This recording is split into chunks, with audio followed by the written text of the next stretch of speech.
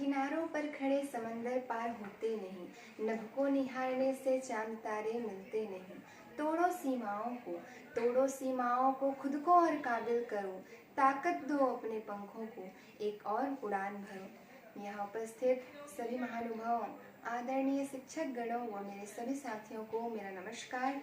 मैं हुलसी साहू डॉक्टर भौश्री पोर्ते महाविद्यालय घरघोड़ा से आप सभी के समक्ष अंतरिक्ष कार्यक्रम में भारत की उपलब्धियों के संदर्भ में विचार अभिव्यक्ति हेतु उपस्थित हूँ।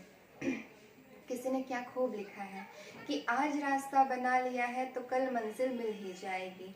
हौसलों से भरी यह कोशिश एक दिन जरूर रंग लाएगी। और इस कथन को सच साबित किया है हमारे भारत की अंतरिक्ष अनुसंधान संस्था इसरो ने।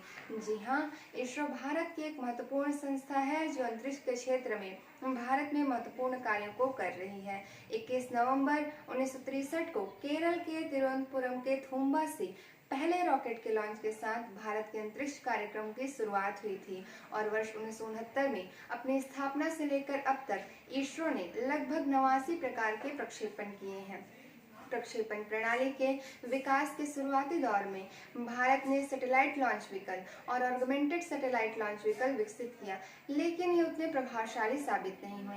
ऐसे में PSLV यानी पोलर सैटेलाइट लॉन्च व्हीकल एक विश्वसनीय वाहक के रूप में उभरा।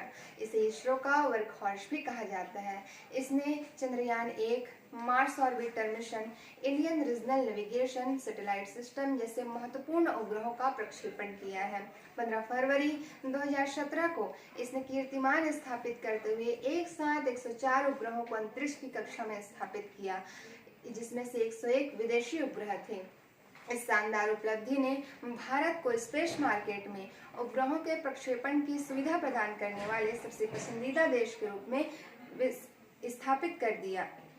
PSLV के बाद भारी उपग्रहों के प्रक्षेपण व सुदूर अंतरिक्ष अभियानों में आत्मनिर्भर बनने के लिए भारत ने GSLV और इसी संदर्भ में GSLV Mark II व Mark III विकसित किया। भारत द्वारा विकसित यह सबसे बड़ा प्रक्षेपण यान है जो वर्तमान में परिचालन में है। इसके अलावा भारत ने वर्ष 1983 में इनसेट 1B व वर्ष 1988 में IRS-1A की स्थापना की। भारत की एक और उपलब्धि है नौवहन उपग्रह प्रणाली, जो हमें लोकेशन संबंधी जानकारी प्रदान करती है और इस प्रणाली के वाणिज्यिक व सामरिक दोनों लाभ हैं।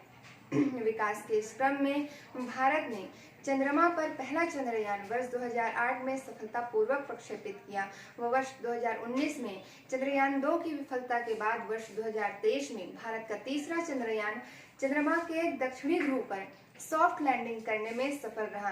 चंद्रमा के दक्षिणी ध्रुव पर सॉफ्ट लैंडिंग करने वाला भारत पहला देश बन गया।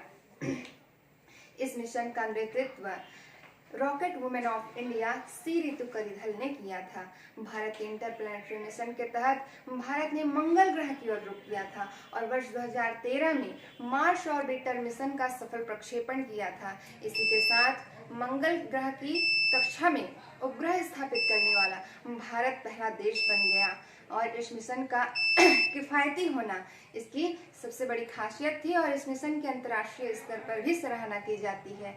आगे की राह में इसरो गगनयान मिशन पर कार्य कर रहा है और ये भारत का पहला मानव मिशन होगा। इस प्रकार भारत में अंतरिक्ष के क्षेत्र में अनुसंधान व अन्वेषण के कार्य धीरे धीरे शुरू हुए थे और इस क्षेत्र में मिली इन उपलब्धियों, इन सफलताओं के पीछे कई भारतीय वैज्ञानिकों की मेहनत, लगन व कुशलता है। डॉक्टर होमी जहांगीर भाभा, डॉक्टर विक्रम साराभाई व डॉक्टर APJ अब्दुल कलाम जैसे महान वैज्ञानिकों का नाम इस क्षेत्र में अग्रणीय व अविस्मरणीय है।